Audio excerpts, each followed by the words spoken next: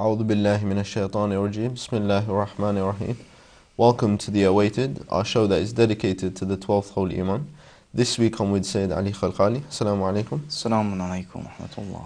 Where we wish to discuss what I feel is one of my most favourite subjects, or I feel a subject that we can really take a lot from and personally take, where we can see changes in our lives, in the idea of Imam Mahdi and using him as an intercessor between us and Allah subhanahu wa ta'ala. Sayyid, before we look at that specifically, could you firstly introduce the subject, just looking at intercession as a tool that we could use in our day-to-day? For many years, actually, people have been discussing intercession. If we just put it into context here in the world today, before we go to the Islamic concept and the ahadith and the Quranic verses in regards to wasila and shafa'a, intercession. But for example, whenever we apply for a job, we usually put at the end of the application, we put references. And we usually put the two good references that we know. Never would you ever put someone that you know is not going to speak ill of you, or you're not on good terms with them. So these two reference points, these two references are a sort of wasila for you to get into the job, a sort of intermediary for you to get into the job, because the company that you've applied for, they're going to usually ask those people of references, and they're going to ask about this person. And if this person has really been on good terms with you, will try their very best to get you into a better workforce. Or in today's life, in another instance, for example, Brother Murtaza wishes to contact Sayed Ali. And he's tried his best. And Sayed Ali's not been around or something, or he's been trying, and he can't. So he contacts someone that he knows close to him. He calls his brother. He knows he's in his house. You're closer to Sayed Ali. You're closer. So can you just inform him the message that we've got for the Awaited show? People would say, so why didn't you contact directly? You say, I could, but I came with some difficulty. I couldn't get to the position. I was quite far behind. I was further away. Just some really into context today about the wasila or shafa'a that we can see in context today of the common day wasila that we see in today, references or common point, or even sometimes asking someone to perform a task for you. You yourself could perform that task, but you know that person's closer to that task, will perform that task better than you. Of course, what you're saying is very logical. It makes a lot of sense. It's how we work in our day-to-day. It's how we speak to one another, how we communicate with one another, how we wish to climb up the ladder in terms of our jobs, our careers, etc. It's the way the world works. If you can elaborate on this in terms of Islam now, because of course people will say that Allah subhanahu wa ta'ala said that I'm closer to you than your jugular vein. He is here, he sees everything, he witnesses everything, he hears everything. If we wish to contact him, he's there. So they will say, Allah has made himself very available for us. So in terms of Islam, looking at this idea, how would you then put intercession into that? We notice that Allah subhanahu wa ta'ala himself, both he's mentioned the verse that he's closer to us than the jugular veins. He has also mentioned in chapter 5, Surah al-Ma'idah, verse 35, that, O you who believe, fear Allah, have taqwa in Allah subhanahu wa ta'ala, وَابْتَغُوا إِلَيْهِ الْوَسِيلَةِ, and seek a means to approach Allah subhanahu wa ta'ala. Approach Allah, seek a means to approach Allah subhanahu wa ta'ala, a wasila to approach Allah subhanahu wa ta'ala. So Allah himself mentions that one of the ways, one of the avenues to gain closer towards Allah subhanahu wa ta'ala is through a wasila. Of course, this should clearly be in the minds of the brothers and sisters that wasila and shafa'a is not shirk. Because many of the followers of the Ahlul Bayt have been attacked by stating that the followers of the Ahlul Bayt, they perform shirk, polytheism. Shirk is associating a partner towards Allah subhanahu wa ta'ala. Associating something towards Allah subhanahu wa ta'ala. We, the followers of the Ahlul Bayt, we completely do not perform shirk when we perform wasila. Rather, we are performing an act of seeking nearness towards Allah subhanahu wa ta'ala through a means of approaching Him. Number one. Number two, it's not only the followers of the Ahlul Bayt, the Shia who ask Allah subhanahu wa ta'ala through a wasila, through a shafa'ah.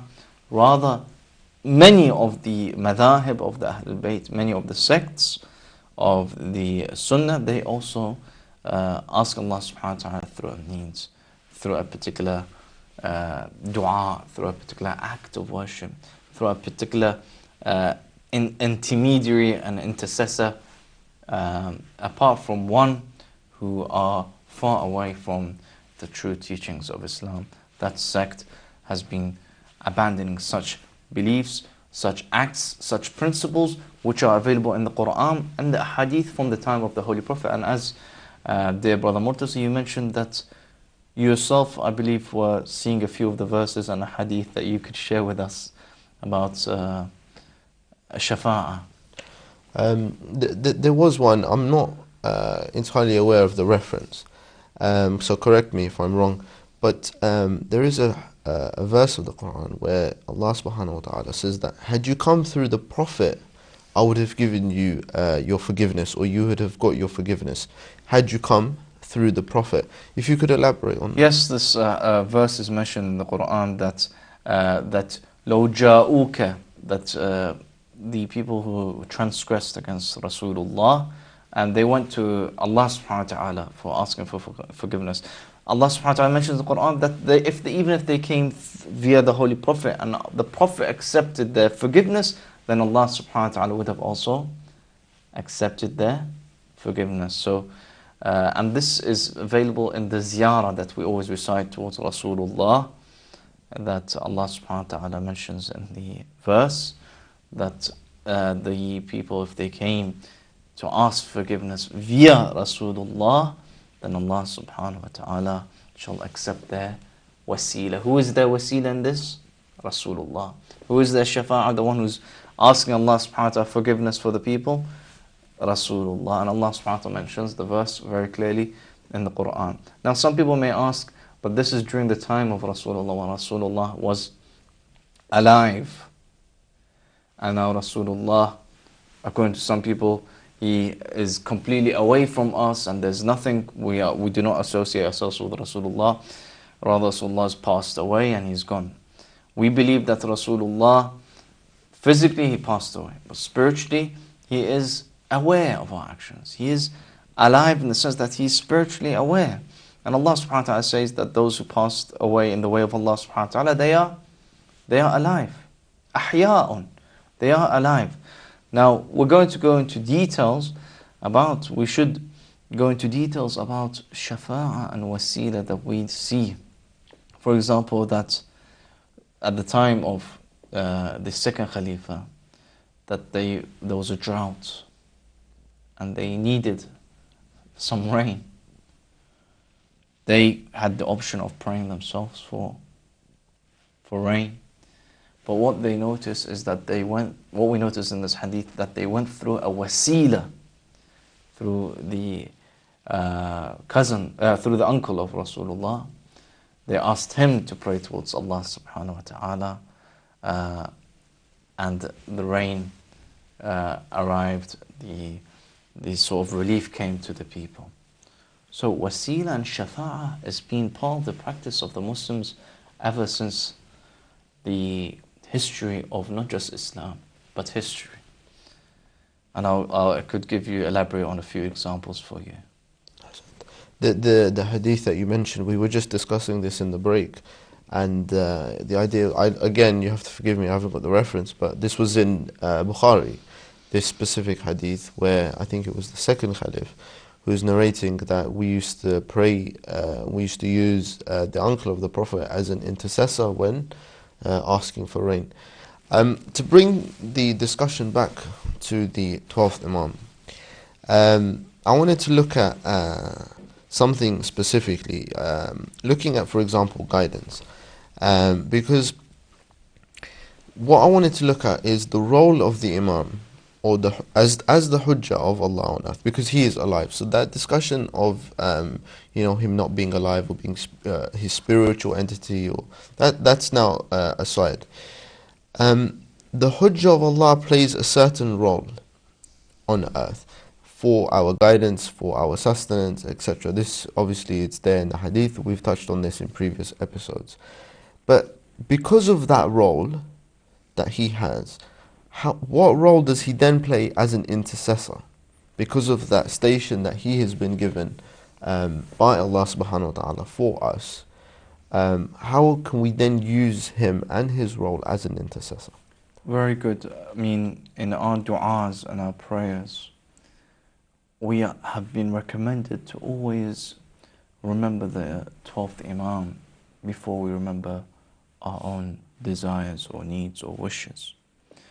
So, first of all, we are remembering the 12th Imam, and we ask Allah subhanahu wa ta'ala to intercede for us, our hajat, our desires, with the barakah of the 12th Imam, with the intercession of the 12th Imam.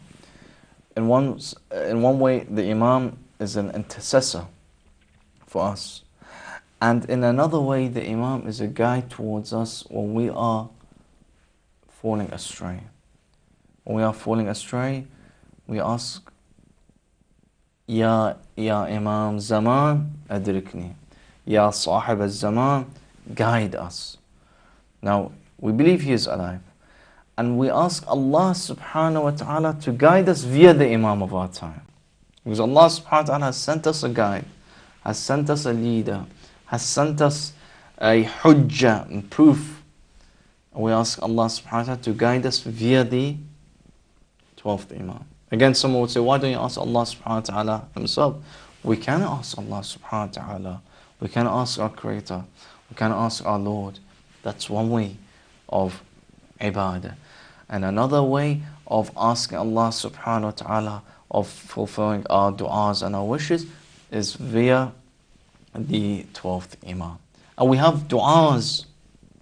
For example, du'a nudba, when we recite du'a nudba, in the du'a, towards the end of the du'a, we ask Allah subhanahu wa ta'ala, by the Imam of our time, for the sake of the Imam of our time, forgive our sins. For the sake and the love of the Imam of our time, guide us to the right path. For the sake and the love of the Imam of our time, accept our hajat, provide us with our wishes and our du'as and our needs. By the love and the sake of the Imam of our time, give us the opportunity to obey Allah subhanahu wa ta'ala. So the examples are available in the dua and the hadith and the narrations of the shafa' of the 12th Imam. So, this kind of touches on to the next question that I had. Is there any sort of scriptural evidence where we have some of the previous Imams or from the Prophet where he says that go through the Hujjah on earth at the time for your intercession? So a specific command where to go through the appointed leader, to go through him as an intercessor.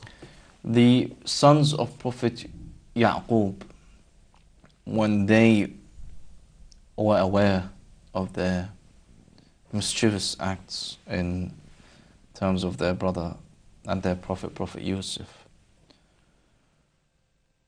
they asked their father, Prophet Ya'qub, to pray towards Allah subhanahu wa ta'ala to forgive them. Ya Abana, astaghfir lana. Oh, our Father, forgive us, and ask Allah subhanahu wa ta'ala to forgive us. They could have gone directly towards Allah subhanahu wa ta'ala and pray towards Allah subhanahu wa ta'ala to forgive us, forgive them. So there's an example in the Quran mentioned. And then the verse in the Quran, chapter 5, verse 35, Allah subhanahu wa ta'ala says, O you who believe, Ya ayyuhalladhina amanu, wattaqullah. Fear Allah subhanahu wa ta'ala, have taqwa, and wabtaghu ilayhi al-wasila, and seek Allah subhanahu wa ta'ala through the wasila, through the means of intercession. And then we have the dua of tawassul, that sometimes when we recite it, people are saying, shirk, shirk, shirk. What are you doing? This is kufr, this is shirk. And I wish people actually read the verses of the dua. We say, Allahumma inni as'aluka wa atawajjahu ilayk. Allah subhanahu wa ta'ala, I am asking you, and I am facing and direct myself towards you, Allah. And in this dua, I am bringing the names of those 12, the 14 ma'sumin, the 12 imams, Prophet and Fatima al-Zahra, who were dearest to you, who are closer position to you, who are error-free, sinless. Who am I? I am a sinner. I am the one who disobeyed you, Ya Allah. I know with the names of these great ones, my dua is more likely to be accepted. Then we go to some of the ahadith from the books that mention about the wasila. For example, Malik, he confronted a few people who were by the tomb, the shrine of the Holy Prophet. And this was a time of Mansur al-Dawaniqi, the Abbasid Caliph. And he noticed that he could either go towards the shrine of the Holy Prophet, or he would go and face himself towards the Qibla.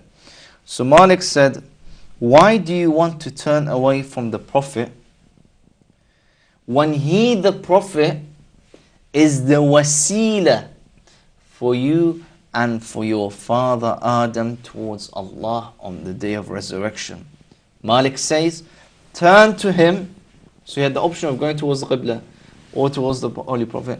Malik says, turn towards him and seek his intercession, his shafa'ah, the shafa'ah of the Holy Prophet. Then there is another statement. So these are the practices of the Muslims at the time, that they would go towards Ibn Qudama al-Hanbali narrates that he would go towards the tomb, the shrine of the Holy Prophet, and he would go towards it, kiss it, and he would stand beside it and he would say, I have come to you for forgiveness of my sins and to seek your intercession with Allah. Seek your intercession with Allah. I have come to you to ask for forgiveness of my sins. Why have you come from miles and miles and far, far away distances towards the Prophet who's in the shrine, who's passed away, to seek his forgiveness? So when we, today in this day and age, we ask Allah subhanahu wa ta'ala with the intercession of the Imam of our time, the Hujjatullah, the guide which Allah subhanahu wa ta'ala has sent to guide us and bring us towards. And he's the one in the Dua Tawassul, for example, that we mention his name, the 12th Imam. And he himself states that to the letter towards the great alim and scholar, he says, إِمْنَا غَيْرُ مُهْمِلِينَ لِمُرَاعَاتِكُمْ وَلَا نَاسِينَ بِذِكْرِكُمْ. That in relation to the affairs of the community, of the nation, I am not heedless, I am aware, and I shall be there to take care of you, to guide you. Don't think that the Imam, just because I can't see him, he's unaware. Ask Allah through him. Ask the Imam to intercede for you and bring him closer towards you by you getting yourself closer towards him. So these examples are available and present. Inshallah, we can go further. Said, what you mentioned in your introduction and in your previous answer, the idea of the sons of Nabi Yaqub using him who was alive as the intercessor, and then of course as you mentioned, when we looked at that verse in the Quran where the Prophet, Allah subhanahu wa ta'ala reveals in the Quran that had you used the Prophet as an intercessor, and people say that of course he was alive at that time, hence. So again, this just sort of correlates the idea of using the Hujjah who is alive at the time. These are just some examples. Of course, you mentioned people that went to the tomb of the Holy Prophet, and of course that is within our traditions. But again, the idea of using the Imam as an intercessor because he is alive, like those examples of the previous prophets. The next thing that I wanted to look at is, of course, in this period of occultation, we have a hadith where we have been guided, where the 11th Imam and the 12th Imam have said, follow the scholars in this period, and then they give certain characteristics of who to follow. For example, they are just, they are wise, knowledgeable, etc. Do you have any examples of these scholars, the most high-ranking scholars, using the Imam as an intercessor? Any examples from their lives of any such? Okay, great. I mean, I would like to include, before I mention about the ulama, that there was a hadith which mentions that the Prophet, from one of the ulama of the Shafi'i school of thought, he mentions that the Prophet should be made the means, wasila, and the intercessor, the shafa'ah of the Prophet. And when you go towards the shrine of the Prophet, face the shrine of the Holy Prophet, and the pilgrim, the Za'ir, should implore Allah for the sake and position of the Prophet with the words, "O Allah, indeed you have said," and the verse that we've just mentioned, which is in chapter 4, verse 64, which says, which Allah subhanahu wa ta'ala says that, had they who had wronged themselves, ظَلَمُوا, come to you and asked Allah's forgiveness, and the Apostle, the Holy Prophet, had asked forgiveness for them, they would have certainly found Allah most merciful. So, chapter 4, verse 64. Regarding ulama, we have many ulama, and we even believe the Shia ulama, the true scholars, they are guided by the Imam of the time. That there is a hidden guidance, a spiritual guidance. And we have, for example, a beautiful story of Allam al-Hilli, who was aware that there was a book written by a Sunni scholar against the followers of the Ahl Bayt, against the Shia. And of course, in the time of Allam al-Hilli, there was no such thing as photocopy, there was no such thing as different copies. It was just one book, one handwritten book. So Allam al-Hilli tried his very best to obtain this book in order to reply back with the true teachings of the Ahl Bayt. He managed to successfully gain the permission from the scholar with the condition that it's returned after one day. After one day. He had the book for one day, and as soon as he went home, he started to write and copy word to word the book. The middle of the night, there was a knock on the door. And imagine Allam al-Hilli is trying his best to complete the book. And there's a guest. He sees a luminous face, someone who's not seen before, who's not aware of before. Here's tonight, I would like to be your guest. Allam al-Hilli welcomes him, and he informs him that he is writing this book to refute and reply back to those who are attacking the Ahl Bayt. And the gentleman says that I would like to help you and write some parts of the book, and you have some rest for a little while. Allam al-Hilli says that I took a short rest, and of course he was really tired that day, and he fell asleep. As he woke up, Allam al-Hilli noticed the man's gone, and he looked looked at the transcript that had been copied, he saw what a beautiful handwriting, what a perfect handwriting. And he kept on flicking the pages, and he noticed the whole entire book had been written.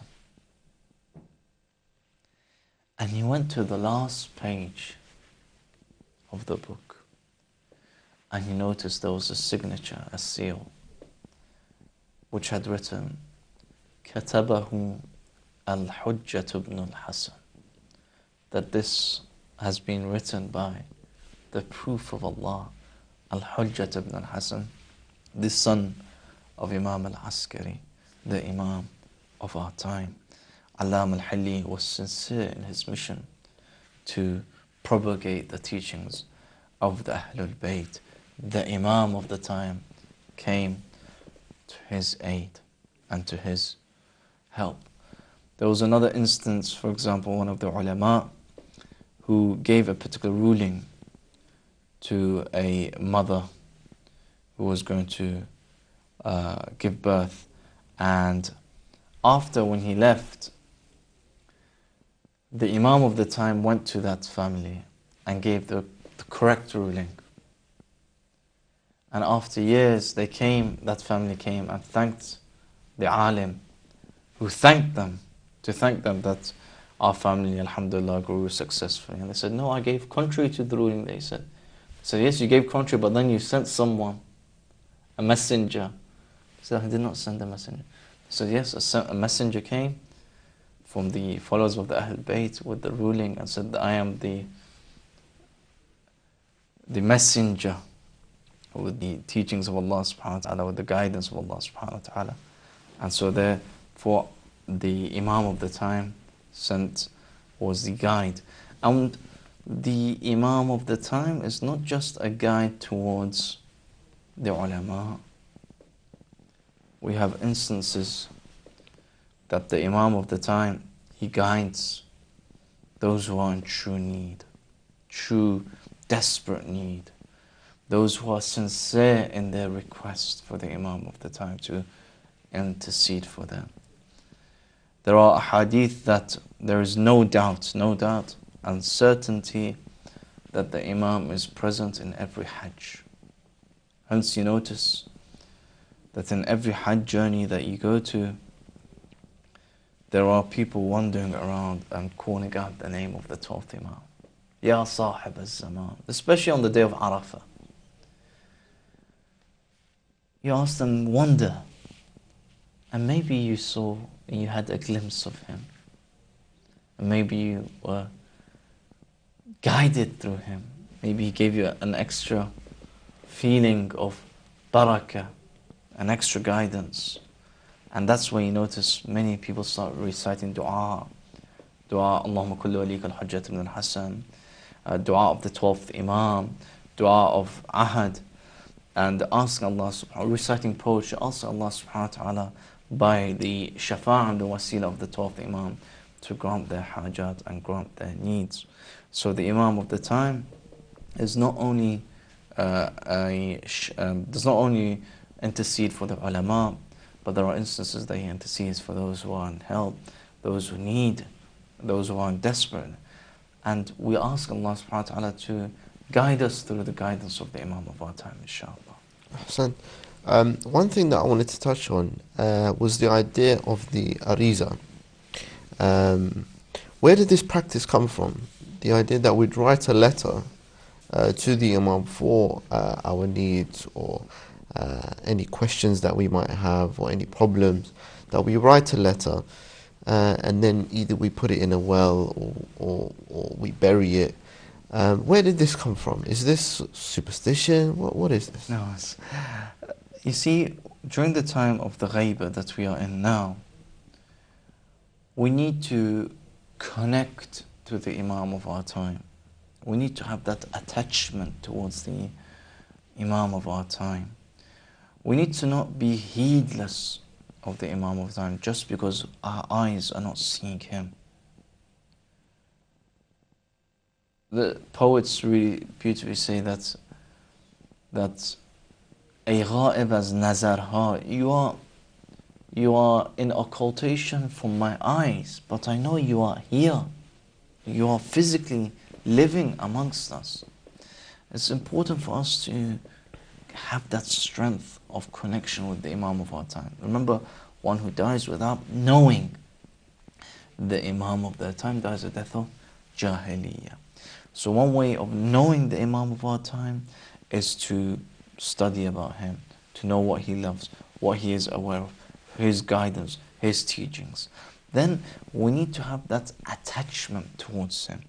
That attachment does not mean a physical attachment, but a spiritual attachment, in the sense that I wish to speak out to him, to talk to him. If the Imam was sitting here, how would I speak to him? Or what would I say to him? What would I be aware of?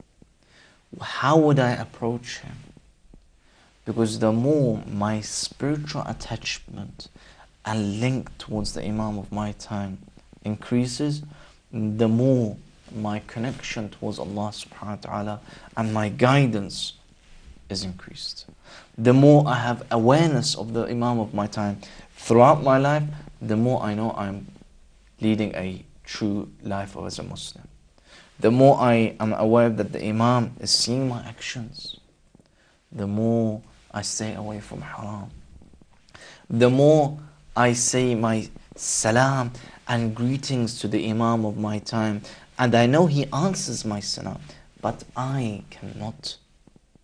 Due to the obstacles that I have made, the sins that I have done, which have made obstacles between me and him, the more I'm aware that he replies to my salam, the more when I leave the house in the morning, I say, Assalamu alayka ya sahib al-Zaman.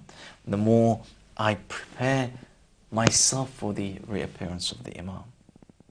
So when it comes, so all these spiritual attachments bring us closer to the Imam of our time. And Shaykh Abbas al-Qummi, may Allah bless his soul, the one who compiled and wrote so many great books of hadith, so many books of tafsir, so many books of Islamic thoughts, and the most prominent that we all know is the book of Mafatih al-Janan. He mentions that in a hadith in relation to Allama Majlisi from the ulama, he says that whoever has any wish, he should write the following dua down on a paper and write his wishes. It should be then placed in the dharih of the imams or of any imam, or sealed or wrapped in mud, or placed in the river. So this is in a way that we are asking a shafa'ah from the Imam of our time.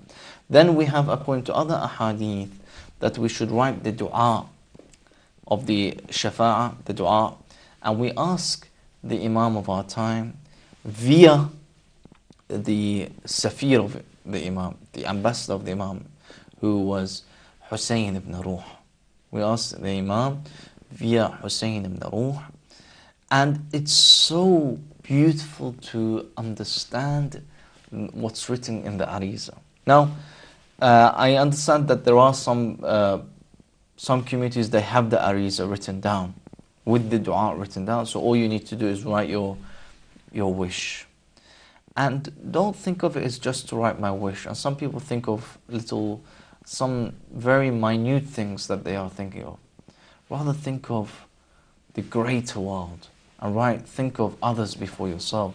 And first and foremost, think of the Imam of the time, and pray for the Imam of the time.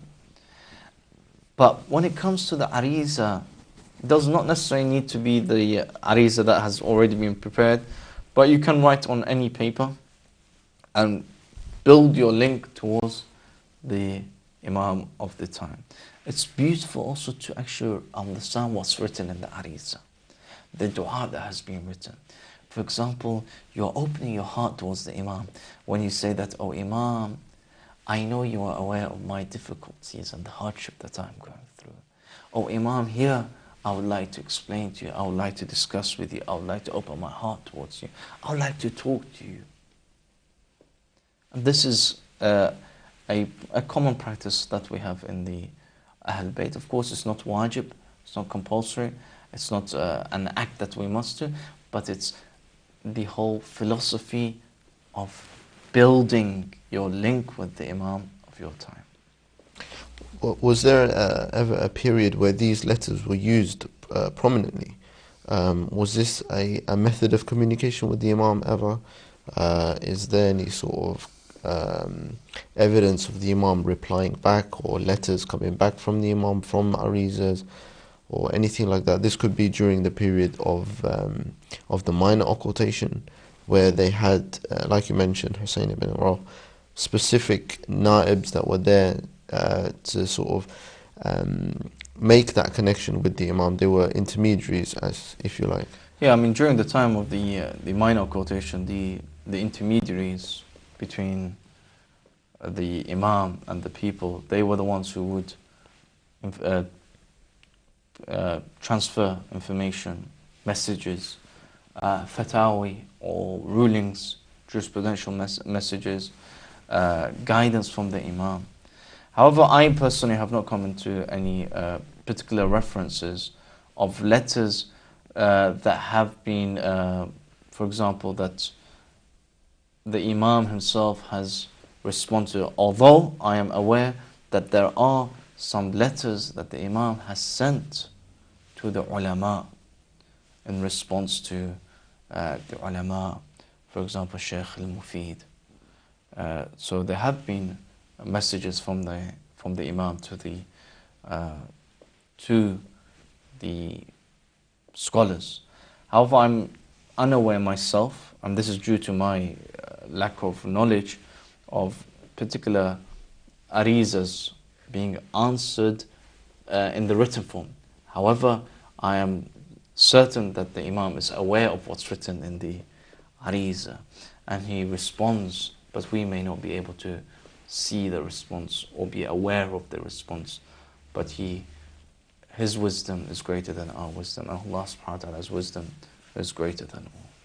The point I was trying to make was that when we do write ariza, we're trying to use the Imam as an intercessor, or we're trying to gain connection with the Imam, we're mimicking something that was established or that was done. So like you mentioned, was it Mufid? Shaykh al-Mufid, yes. So he had that connection, or he had letters that came from the Imam. He sent letters or something like that. So that when we write arizas, for example, we're mimicking something that was established, something that has taken place. So yes, of course, maybe the Imam could not reply to everyone's letter or everyone's hajat in a written form. But the idea or the practice of writing the ariza and burying it. Yes, it's been established. Yes, it's been established, and one should write it in the sense that he is aware, that the Imam is aware of what he is writing in the ariza. Ahsan. You touched on this before, but I think this is probably the most apt point for this show. This is what I really want to try and gain from myself and for the viewers at home, is the idea that using the Imam as an intercessor is a form of getting near to him. So, for example, if we have a certain hajat, or we have a certain difficulty, and maybe we're not so accustomed to using intercession, or to using the Imam specifically as an intercessor, that we use him, or we try to use him and see how that may change our life, or how our du'as are answered. And that in itself will bring a connection to the living Imam. Yes, no doubt. I mean, we noticed that Sayyid ibn Tawus, when he advises his own son, he mentions the importance of keeping the connection with the Imam of the time, and being aware of the Imam of our time. And we ourselves, when we read the dua of the 12th Imam, so when we recite the dua of the 12th Imam, strengthening our bond and our love towards the Imam of our time, and we should be aware of this. We have the Imam as his shafa'ah, but when we have him as the shafa'ah, are we sinning against him? Are we hurting him? Are we disobeying him? Why should the Imam intercede for me if I've disobeyed against him? if I have caused him distress. Because the Imam, according to the hadith, every Thursday and every Monday reads our Sahifatul A'mal, our book of deeds. And he would be the one who would be the Shafi'. He would be the one who is interceding for his ummah today. How could I transgress against the Imam of my time? When we know that Ahlul Bayt in the Quran, they shall witness what we have done. They are the ones who shall intercede. But we need to be aware that our intercession with the Imam needs obedience towards Allah and the Ahlul Bayt and the Imam of our time. When we read the dua of Ahad, we say, Allahumma rizqna tawfiq at-ta'a. Oh Allah, grant us the opportunity to be obedient. Obedient towards Allah, obedient towards the Prophet, obedient towards the Imam of my time. And through obedience towards the Imam of my time, I know that Allah subhanahu wa ta'ala shall accept His shafa'ah for me. Shafa'ah for my community. Shafa'ah for the du'as that we are reciting. So we need to not just build that bond, build that attachment towards him, but be aware that the Imam is the guide and he shall intercede for us, inshallah.